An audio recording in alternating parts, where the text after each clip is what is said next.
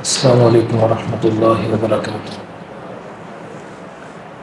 ان الحمد للہ نحمده ونستعینه ونستغفره ونؤمن به ونتوکل علیہ ونعوذ باللہ من شرور انفسنا ومن سیئات اعمالنا من يهده الله فلا مضل له ومن يضلل فلا هادي له أشهد أن لا إله إلا الله وحده لا شريك له وأشهد أن محمدا عبده ورسوله أما بعد فإن خير الحديث كتاب الله وخير الهدي هدي محمد صلى الله عليه وسلم وشر الأمور محدثاتها وكل محدثة بدعة وكل بدعة ضلالة وكل ضلالة في النار۔ أعوذ بالله السميع العليم من الشيطان الرجيم من همزه ونفخه ونفثه بسم الله الرحمن الرحيم۔ يا أيها الذين آمنوا اتقوا الله حق تقاته ولا تموتن إلا وأنتم مسلمون۔ يا أيها الناس اتقوا ربكم الذي خلقكم من نفس واحدة وخلق منها زوجها وبث منهما رجالا كثيرا ونساء واتقوا الله الذي تساءلون به والأرحام إن الله كان عليكم رقيبا۔ يا أيها الذين آمنوا اتقوا الله وقولوا قولا سديدا يصلح لكم أعمالكم ويغفر لكم ذنوبكم ومن يطع الله ورسوله فقد فاز فوزا عظيما۔ قال الله تبارك وتعالى والسابقون السابقون أولئك المقربون۔ وقال النبي صلى الله عليه وسلم أصحابي كالنجوم۔ اللهم صل على محمد وعلى آل محمد كما صليت على إبراهيم وعلى آل إبراهيم إنك حميد مجيد۔ اللهم بارك على محمد وعلى آل محمد كما باركت على إبراهيم وعلى آل إبراهيم إنك حميد مجيد۔ رب اشرح لي صدري ويسر لي أمري واحلل عقدة من لساني يفقهوا قولي۔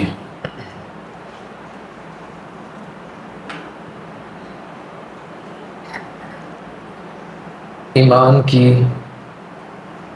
مضبوطی اور اس کے بقا کے لیے عقیدے کا ایک جز ہے الولا والبراء۔ اس کا مطلب یہ ہے کہ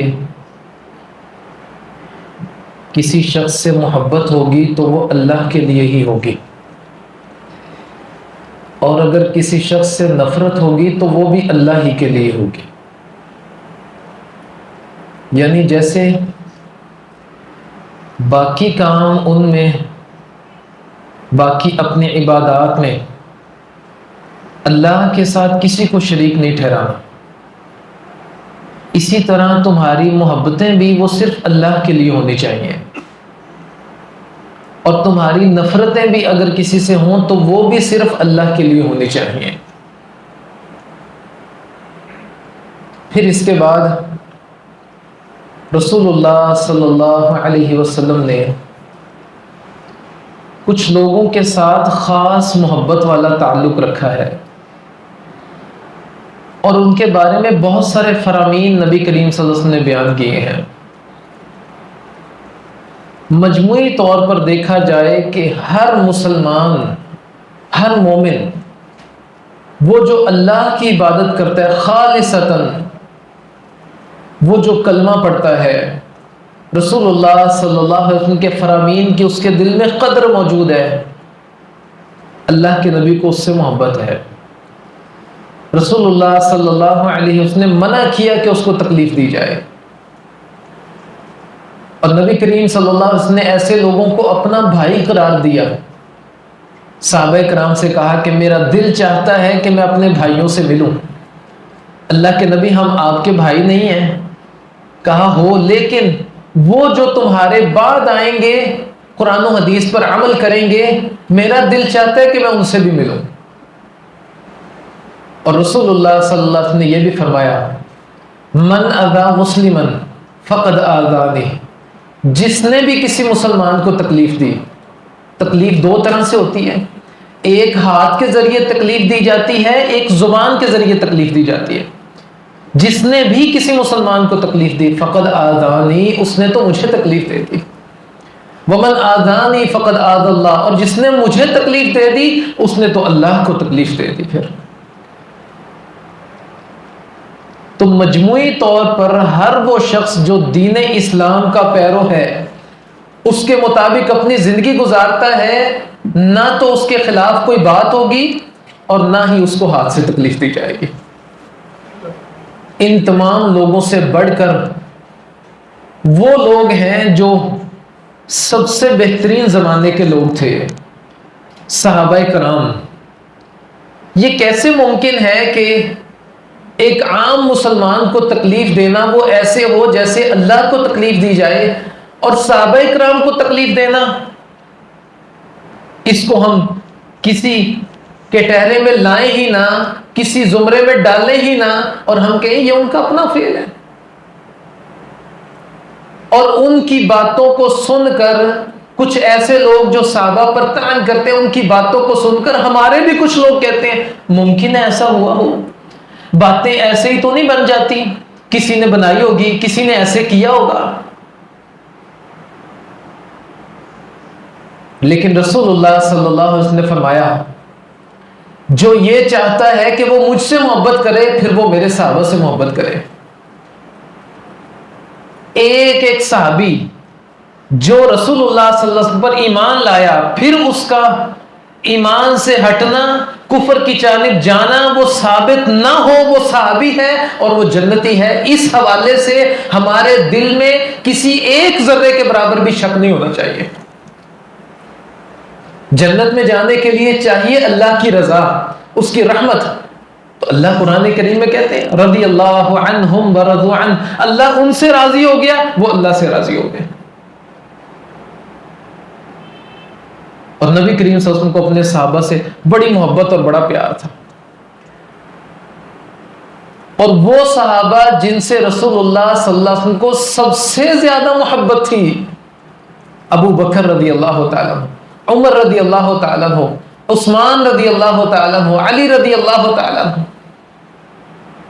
جن کے بارے میں رسول اللہ صلی اللہ علیہ وسلم نے فرمایا تھا علیکم بسنتی وسنت الخلفاء الراشدین المہدیین، میرے بعد تم میری سنت کو پکڑنا اور میرے خلفاء راشدین، وہ جو ہدایت پر ہیں ان کی سنت کو پکڑنا، جن کی گواہی خود رسول اللہ صلی اللہ علیہ وسلم دے دے۔ پھر وہ عمر جو رسول اللہ صلی اللہ علیہ وسلم کے سامنے کوئی بھی بات کریں تو اللہ اس کو قرآن بنا کر اتار دیں، نبی کریم صلی اللہ علیہ وسلم کسی چیز کا حکم دے دیں اور عمر کہیں اللہ کے نبی رہنے دیں، رسول اللہ صلی اللہ علیہ وسلم کہتے ہیں رہنے دو۔ نبی کریم صلی اللہ علیہ وسلم ایک باغ میں بیٹھے تھے، ابو ہریرہ پاس موجود تھے رضی اللہ تعالیٰ، کہا ابو ہریرہ جاؤ اور جا کر ہر اس شخص کو جو کلمہ پڑھتا ہے اس کو بشارت دے دو کہ وہ جنتی ہے۔ باہر نکلے باغ سے تو سب سے پہلے ٹاکرا ہی عمر سے ہو گیا رضی اللہ تعالیٰ، کہا عمر رسول اللہ صلی اللہ علیہ وسلم نے بھیجا ہے، اور رسول اللہ صلی اللہ علیہ وسلم نے یہ کہا کہ جو بھی ملے اگر وہ کلمہ پڑھتا ہو اس کو کہنا کہ رسول اللہ صلی اللہ علیہ وسلم نے تجھے جنت کی بشارت دے دی۔ سینے پر زور سے ہاتھ مارا ابو ہریرہ رضی اللہ عنہ کے، پیچھے کی جانب گر گئے، دوڑتے ہوئے گئے رسول اللہ صلی اللہ علیہ وسلم کے پاس شکایت لگانے، اللہ کے نبی عمر کو یہ کہا میں نے، عمر نے مجھے مارا ہے، پیچھے پیچھے عمر آ گئے، اللہ کے نبی آپ رہنے دیں، یہ بات لوگوں سے نہ کہیں، وہ اسی پر قناعت کر بیٹھیں گے، عملی میدان کو چھوڑ دیں گے، وہ کچھ بھی نہیں کریں گے، بس کلمہ پڑھ کر وہ اپنے آپ کو جنتی ثابت کریں گے۔ کہا ابو ہریرہ رہنے دو، ٹھیک کہتے ہیں عمر۔ عمر نے کہا اللہ کے نبی میرا دل چاہتا ہے کہ آپ کی ازواج کے پاس کو غیر مرد نہ آئے، ان کو نہ دیکھے۔ اللہ تعالیٰ نے قرآن کریم کی آیات نازل کر دی.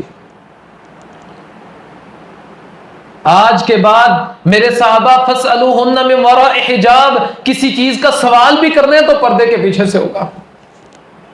ذَلِكُمْ أَطْهَرُ لِقُلُوبِكُمْ وَقُلُوبِهِمْ، یہ تمہارے اور ان کے دل کے لیے، اس کی پاکیزگی کے لیے بہت بہتر ہے.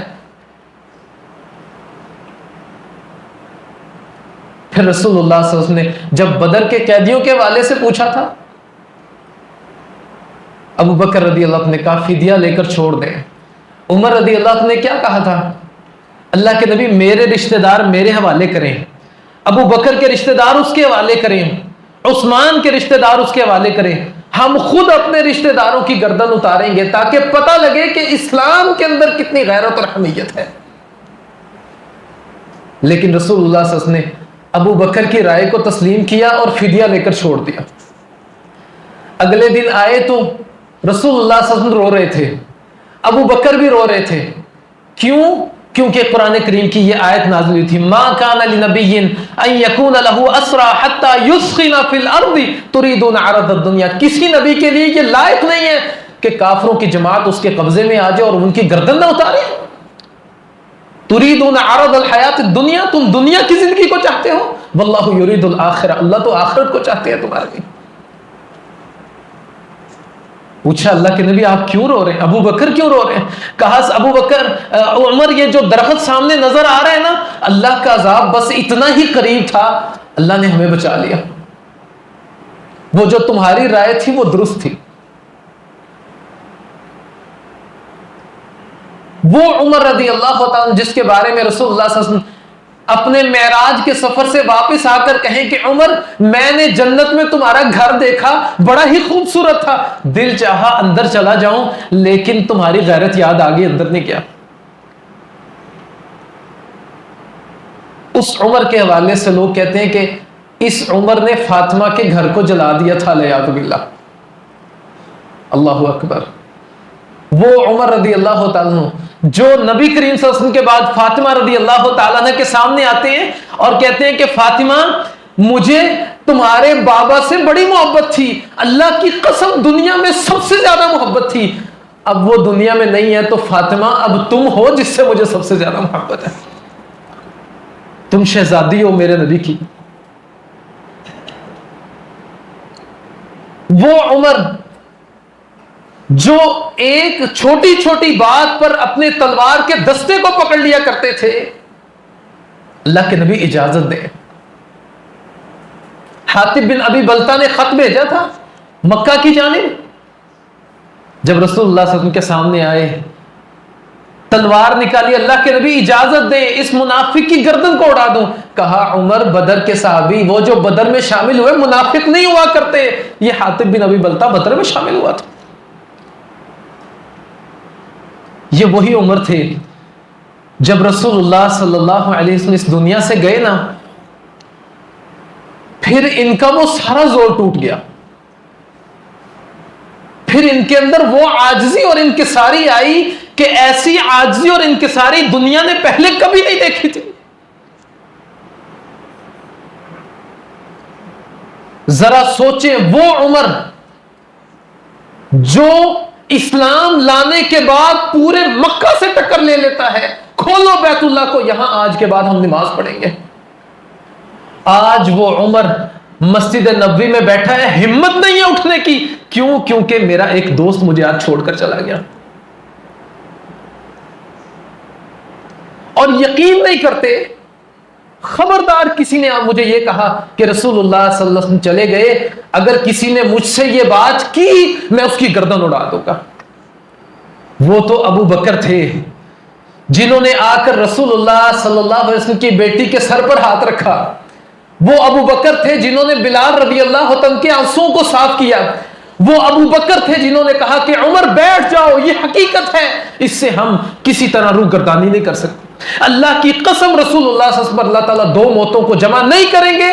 وہ چلے گئے ہیں، ہمیں اس بات کی یقین کر لینا چاہیے. ابو بکر کی زبان سے یہ بات سننے کے بعد ہمت نہیں تھی کہ کھڑے رہیں، فوراً بیٹھ گئے بلکہ گر گئے نیچے.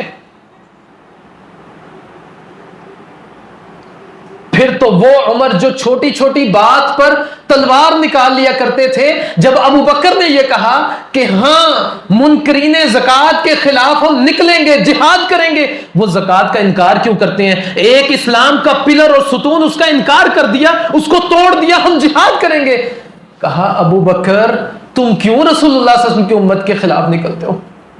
اللہ کے نبی کو ان سے بڑی محبت تھی، رسول اللہ صلی اللہ علیہ وسلم ان سے بڑی محبت کیا کرتے تھے۔ ابو بکر نے سمجھایا عمر یہ دین اسلام کا معاملہ ہے، یہ ایک فرض کا معاملہ ہے، ہمیں نکلنا پڑے گا۔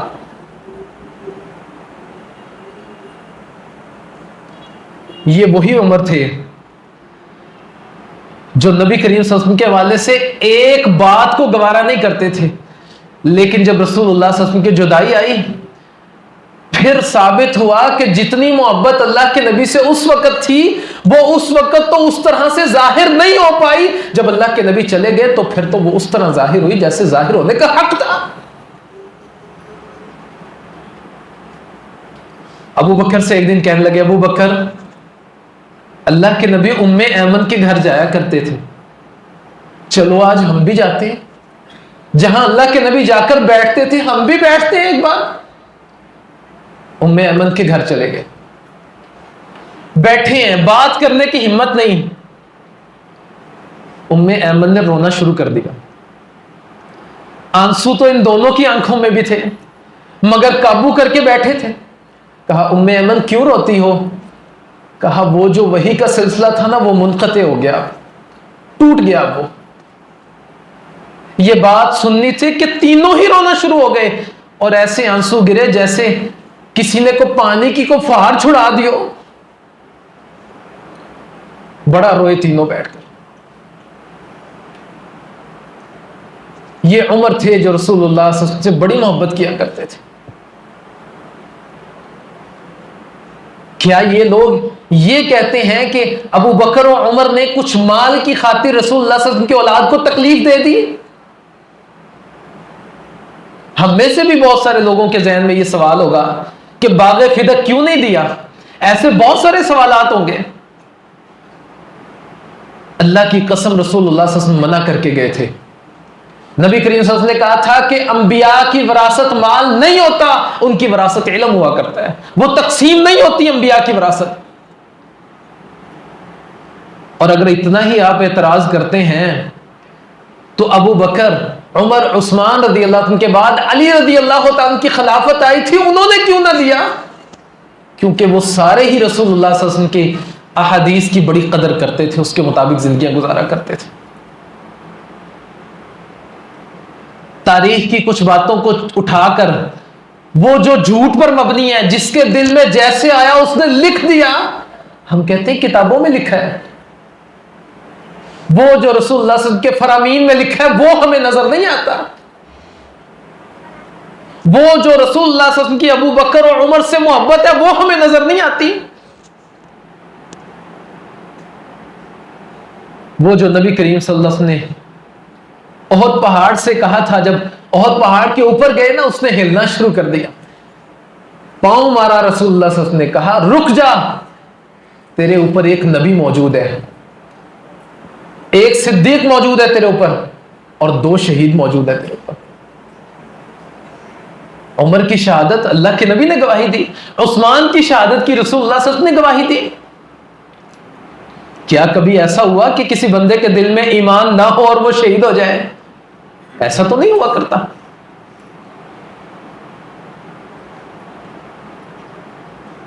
اور جب عمر رضی اللہ تعالیٰ عنہ امیر المؤمنین بنے، اس وقت کی زندگی دیکھ لیں، اللہ کے نبی کے فرامین میں کسی طرح کی رعایت نہیں، لیکن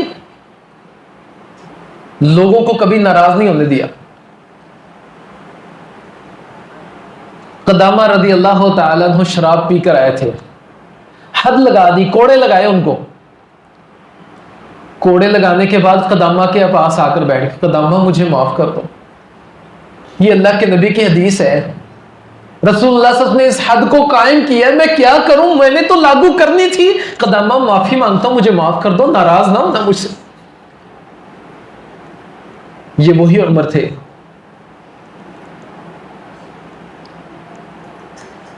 اور رسول اللہ صلی اللہ علیہ وسلم کی یہ عمر، جب لوگوں کو نماز پڑھایا کرتے تھے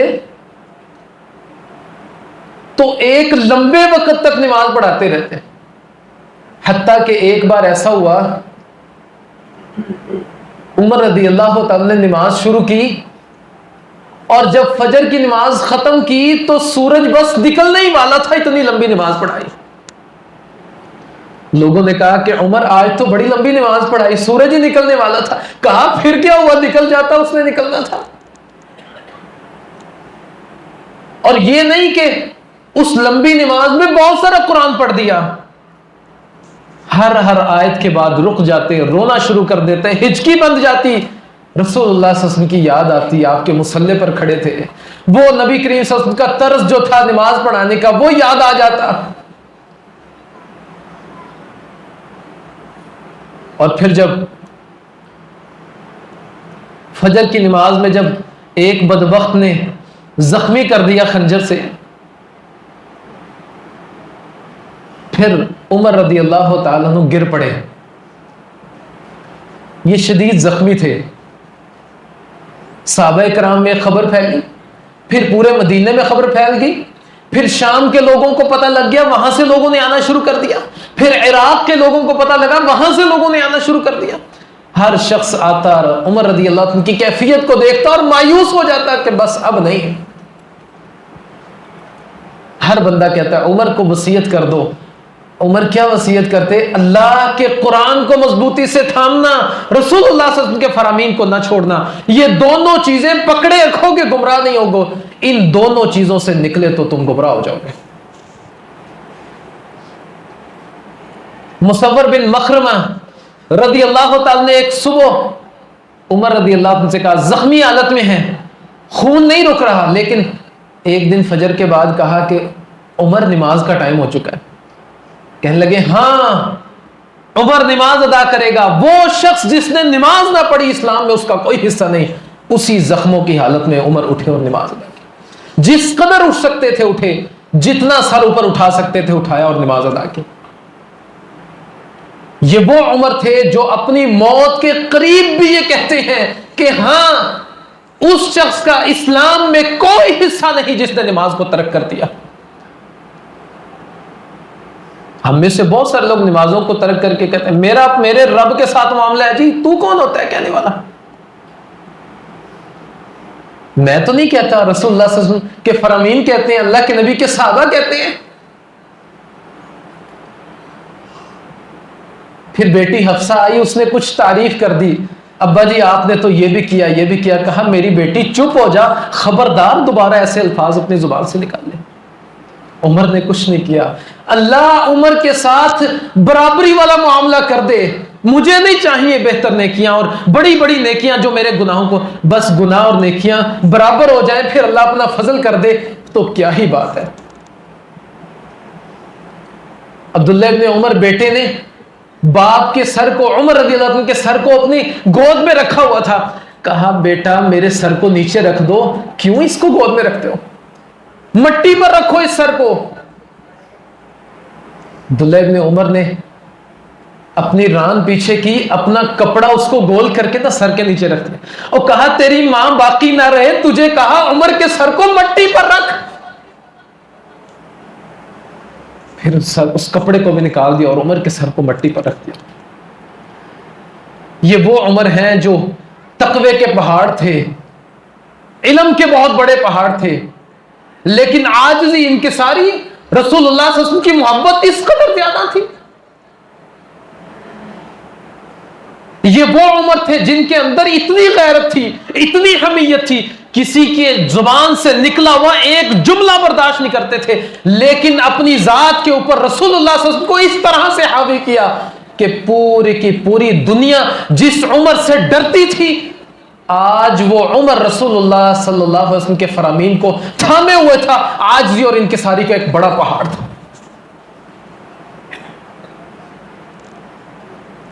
ان کی محبت رسول اللہ صلی اللہ علیہ وسلم سے، اس کی مثال آپ نکلے تلاش کریں، ابو بکر اور عمر کی محبت کی مثال آپ تلاش نہیں کر پائیں گے۔ ایسے تو نہیں اللہ نے فیصلے کر دیے کہ میرے نبی کی قبر ہو ایک جانب ابو بکر ہوں اور ایک جانب عمر ہوں، ایسے تو نہیں فیصلے ہو جایا کرتے۔ اپنے بیٹے سے کہا تھا عبداللہ جاؤ جا کر عائشہ رضی اللہ تعالیٰ عنہ سے کہو کہ عمر ایک درخواست پیش کرتے ہیں، وہ جو رسول اللہ صلی اللہ علیہ وسلم کی قبر مبارک کے ساتھ ایک قبر کی جگہ باقی ہے نا، اگر وہ عمر کو مل جائے تو کیا ہی بات ہے۔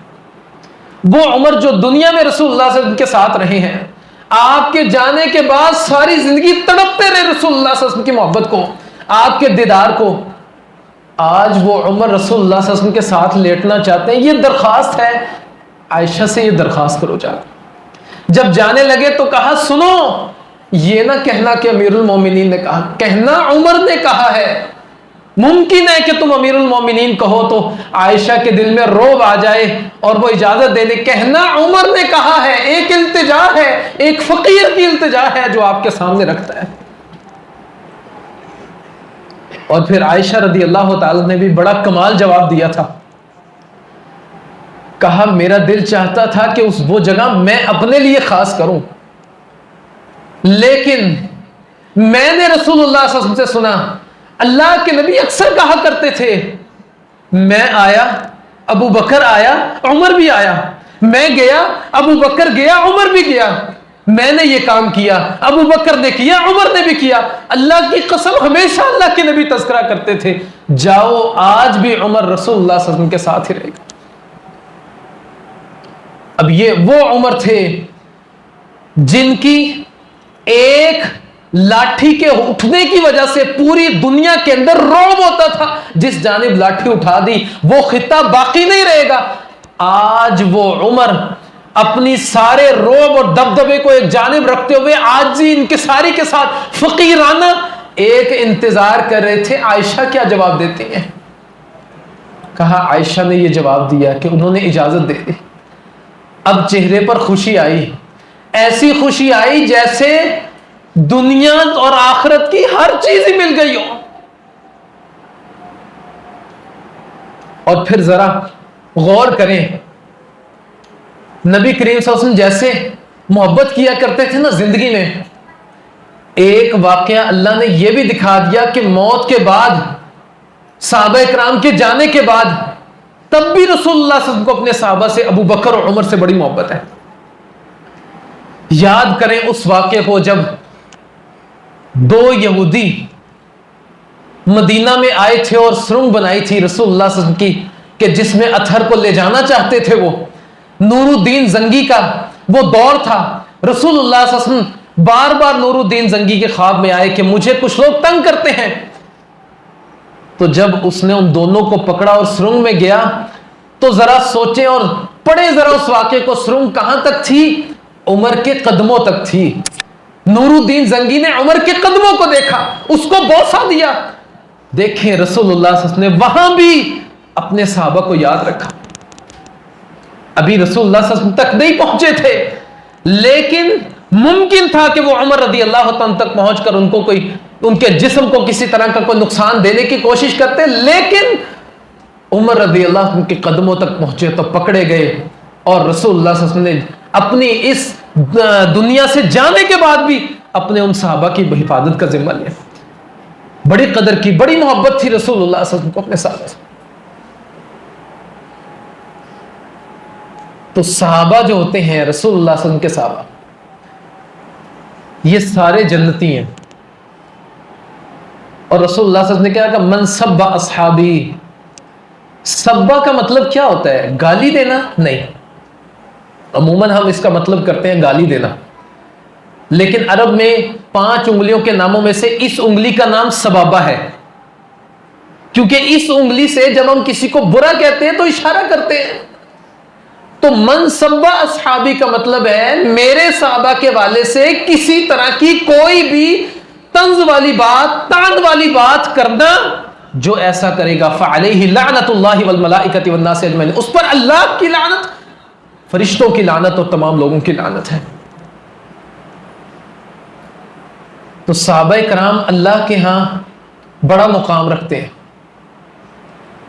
بڑا ہی مقام رکھتے ہیں۔ خصوصاً نبی کریم صلی اللہ علیہ وسلم کے گھر والے اہل بیت اور خصوصاً نبی کریم صلی اللہ علیہ وسلم کے خلفاء ابو بکر اور عمر عثمان اور علی رضی اللہ عنہ اور ان کے بعد جتنے بھی صحابہ ہیں وہ سارے کے سارے رسول اللہ صلی اللہ علیہ وسلم کے ہاں بڑا مقام رکھتے ہیں. اور نبی کریم صلی اللہ علیہ وسلم کے یہ صحابی دیکھیں، بہت سارے لوگ معاویہ رضی اللہ تعالیٰ عنہ کے خلاف گفتگو کرتے ہیں تو ابو بکر عمر ان کے والے سے انہوں نے کوئی بات کی نہیں، بلکہ عمر رضی اللہ عنہ نے معاویہ رضی اللہ تعالیٰ کو شام کا گورنر بنایا تھا.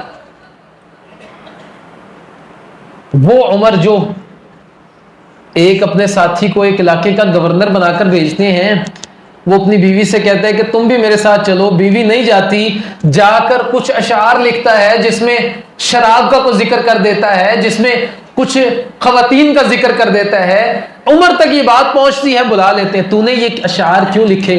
کہا اللہ کی قسم صرف اشعار لکھے، یہ کام نہیں کیا. کہا مجھے یہ یقین ہے تو نے یہ کام نہیں کیا، لیکن اشعار کیوں لکھے تو نے؟ کہا اس وجہ سے کہ میری بیوی میرے ساتھ نہیں آئی.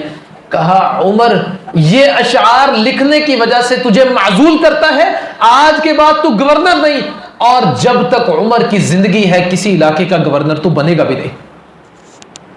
وہ تھوڑے سے اشعار لکھنے کی وجہ سے اگر عمر رضی اللہ عنہ کسی کو گورنر سے ہٹا دیتے ہیں تو کیا معاویہ رضی اللہ تعالیٰ کے والے سے جو باتیں ہیں ان کی موجودگی میں شام کا گورنر بنا دیتے ہیں ان کو؟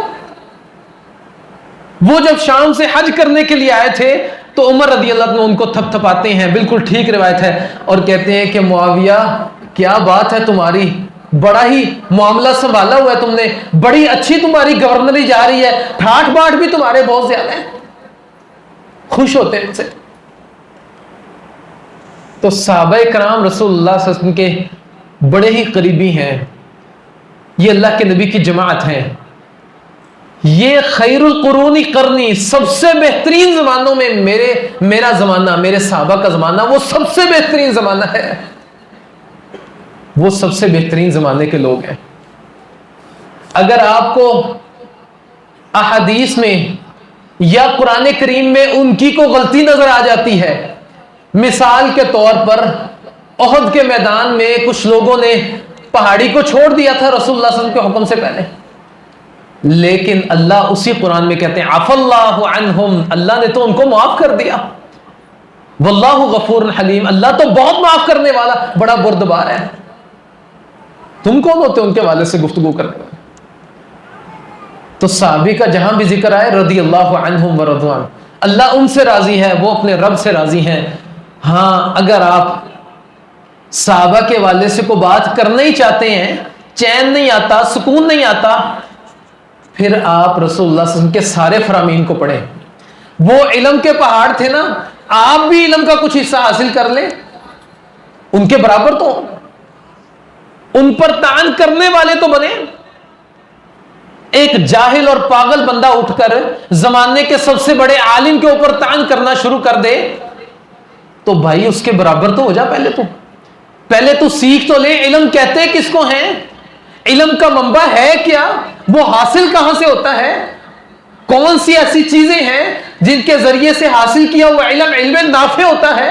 یہ سارے اصول پہلے سیکھ تو لے تو، پھر اس کے بعد تو علم حاصل کر اور پھر بات کر، اگر تجھے کو بات مل جاتی ہے. تو صحابہ کی قدر کرنا، رسول اللہ صلی اللہ علیہ وسلم کے فرامین کو اپنانا، یہ ہمارے لیے لازم اور ضروری ہے.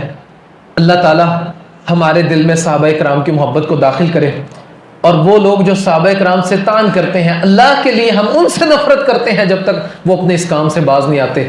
اللہ اس نفرت کو اپنے ہاں قبول کرے اور ہمارے لیے اس کو ذریعہ نجات بنا دے. اور ہم یہ بھی دعا کرتے ہیں کہ جتنے لوگ اس گمراہی میں ہیں اللہ ان سب کو ہدایت دے، اللہ ہم سب کے ساتھ خیر والا معاملہ کرے. سابقہ خطبے میں ایک ساتھی نے، ان کی والدہ فوت ہو گئی ہیں، ان کی دعا کے لیے کہا تھا لیکن وہ پرچی پڑی رہ گئی، مجھے یاد نہیں رہا. اللہ تعالیٰ ان کی والدہ کی مغفرت کرے، ان کی قبر کو منور کرے، اور جتنے ساتھی ہمارے فوت ہو چکے ہیں اللہ تعالیٰ سب کے ساتھ آسانی والا معاملہ کرے، ان کی منازل کو آسان کرے.